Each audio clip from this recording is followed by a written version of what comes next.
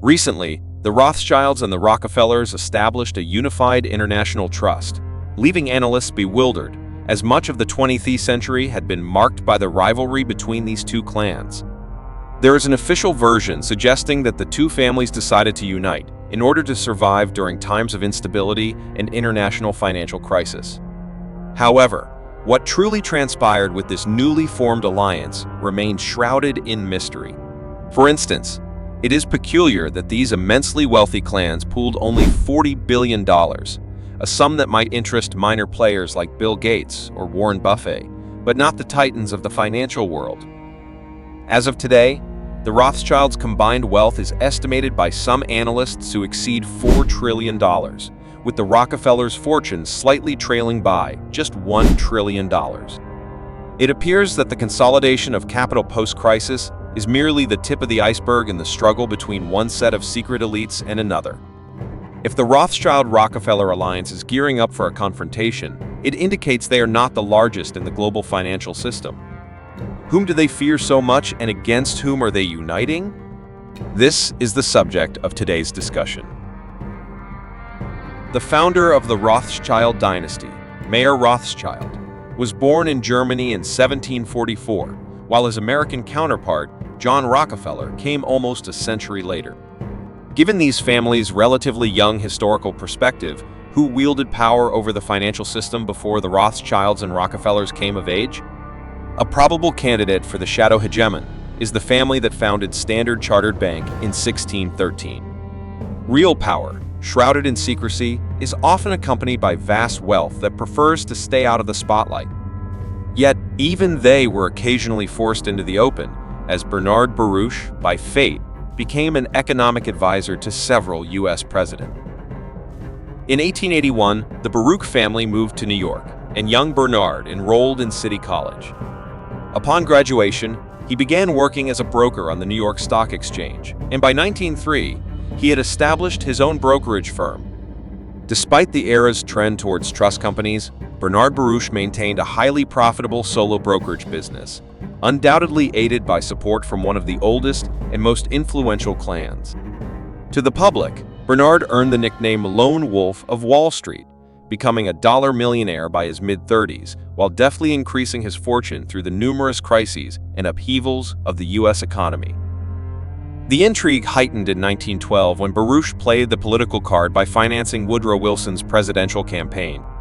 In gratitude for his support, Wilson granted Baruch access to the United States National Defense Council. The First World War, orchestrated by shadow elites, began, and Baruch became the head of the United States War Industries Board, actively promoting armament expansion, temporarily alleviating a series of economic crises. As Wilson's advisor, Baruch championed the creation of the Federal Reserve System in 1913, transferring the authority to print dollar bills to a commercial entity, the Federal Reserve. During the Russian Revolution, Baruch unexpectedly became a fervent advocate for cooperation with the Soviet Union.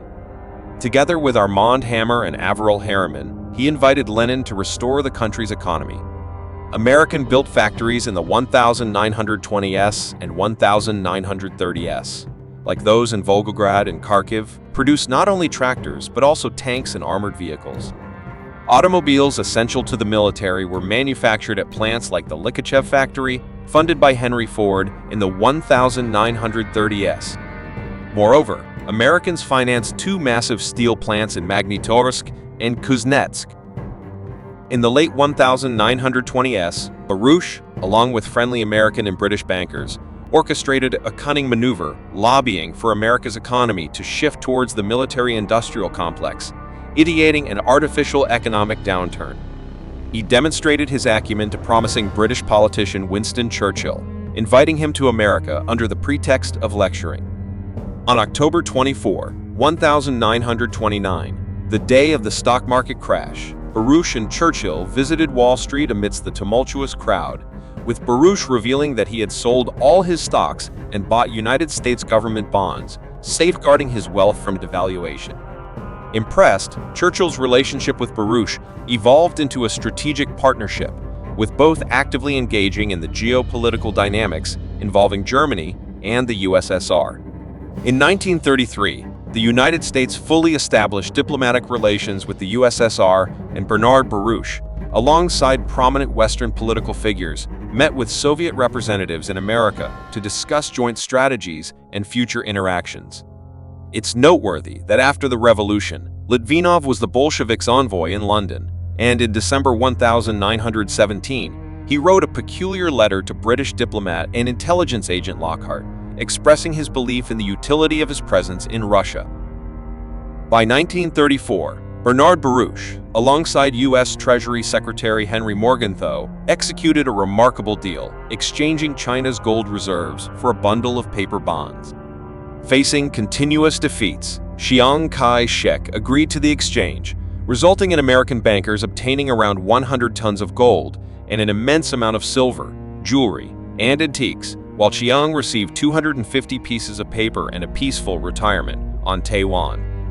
In the early 1940s, Baruch had already become a billionaire, but his peak of political profiteering occurred during and after World War I and the ensuing nuclear arms race. The Japanese attack on Pearl Harbor on December 7, 1941, may have been a surprise to some, but not to Baruch and the U.S. banking elite. This provocation drew America into World War II with oligarchs, especially Baruch, reaping immense profits. During the war, Baruch continued to advise the government, significantly influencing the distribution of war contracts. He took a keen interest in the U.S. nuclear program, monopolizing the atomic industry. President Truman's diary entry stating, "Baruch wants to rule the world, the moon, and possibly Jupiter," illustrates the extent of Baruch's influence over pivotal decisions, leaving the president envious yet unable to openly oppose him. Remarkably, this arbiter of destinies did not shy away from the public, engaging in conversations with parkgoers to gauge their sentiments and desires, with no visible security detail. Baruch died in 1965 and was buried in a modest grave on the outskirts of New York, devoid of grandiose monuments, with only a simple headstone. Intriguingly, there is no information today about the heirs of Bernard Baruch's colossal fortune, suggesting that a powerful hand has erased all traces. The world is full of hidden processes, and navigating the labyrinth of history to uncover the true puppet masters is challenging, but gradually, all secrets are revealed.